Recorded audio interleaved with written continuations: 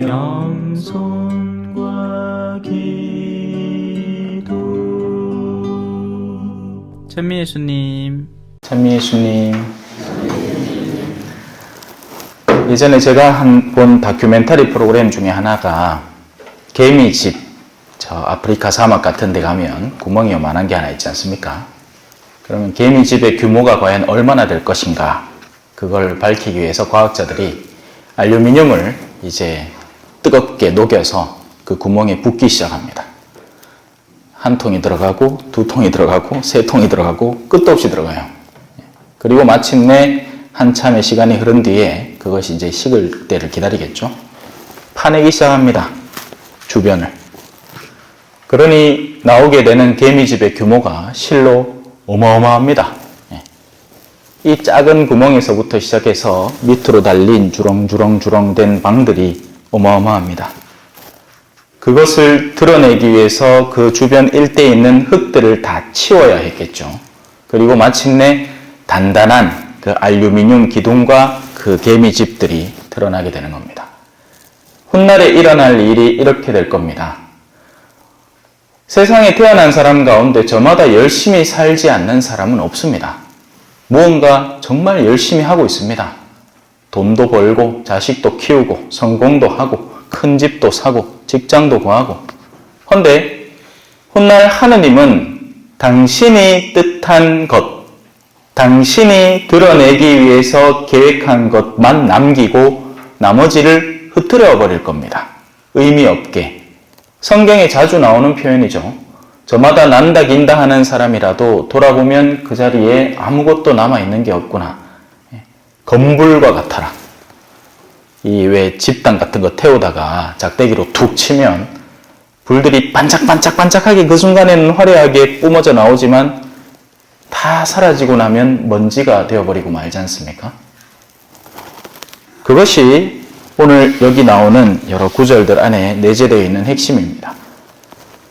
사람들은 열심히 일을 합니다. 나쁜 사람도 열심히 일을 합니다. 자신의 비리를 숨기고, 자신의 어둠을 숨기고, 자신의 이득을 극대화하기 위해서 정말 기민하게 일해야 됩니다. 특히나 이 한국이라는 사회는 사람들이 너무 똑똑한 나머지 남을 등쳐먹는 사람들이 너무너무 많죠.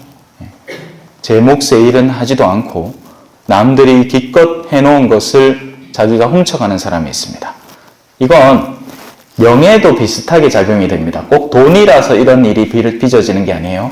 어떤 사람들은 이렇게 활동합니다. 누가 뭔가 명성을 좀 얻는다 싶으면 사람들에게 그 사람에 대한 뒷담화를 해서 그를 깎아내림으로써 내가 높아지려는 위치를 차지하는 아주 나쁜 의도를 갖고 있기도 합니다. 그래서 하느님은 진짜 어떤 일을 원하셨을 것인가 하는 것이 핵심이 됩니다. 하느님은 과연 우리에게 무엇을 원하셨을까요? 자, 이제 신앙의 영역으로 돌아와 봅시다. 이 꼭두 새벽에 뭐 하는 짓입니까? 여러분 왜 나오셨나요, 여기? 여기 나오면 뭐가 있는데? 빵 줍니까? 떡 줍니까? 아무것도 안 줍니다. 오직 하나 얻어갈 수 있는 것은 구원이라는 것인데, 그러면 우리는 그 구원을 잘 쥐도록 하느님이 쏟아부어 주시는 그 알루미늄 조각을 꼭 붙들고 살아가느냐, 그게 핵심이 됩니다. 왜? 자, 오늘 복음을 보십시오. 그들이 하는 일이란 모두 다른 사람에게 보이기 위한 것이다. 그래서 성구갑을 넓게 만들고 옷자락소를 길게 늘린다. 잔치집에서는 윗자리를, 회당에서는 높은 자리를 좋아하고 장터에서 인사받기를, 사람들에게 스승이라고 불리기를 좋아한다. 이걸 가톨릭적으로 바꾸면 어떻게 되느냐? 그들이 하는 일이란 모두 다른 사람들에게 보이기 위한 것이다. 그래서 묵주 5단짜리를 20단짜리로 만들고, 그냥 얌전히 기도해도 될 것을 양팔을 들고 남들 보란 듯이 땀을 뻘뻘 흘리면서 기도를 한다.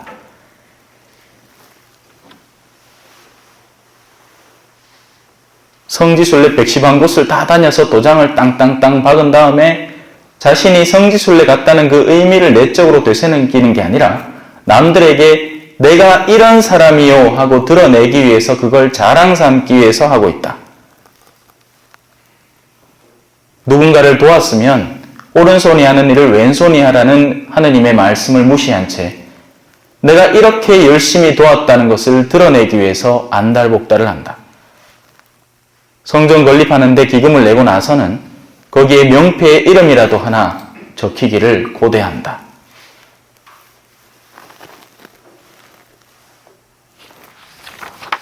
그럼 무엇을 해야 되는가를 봅시다.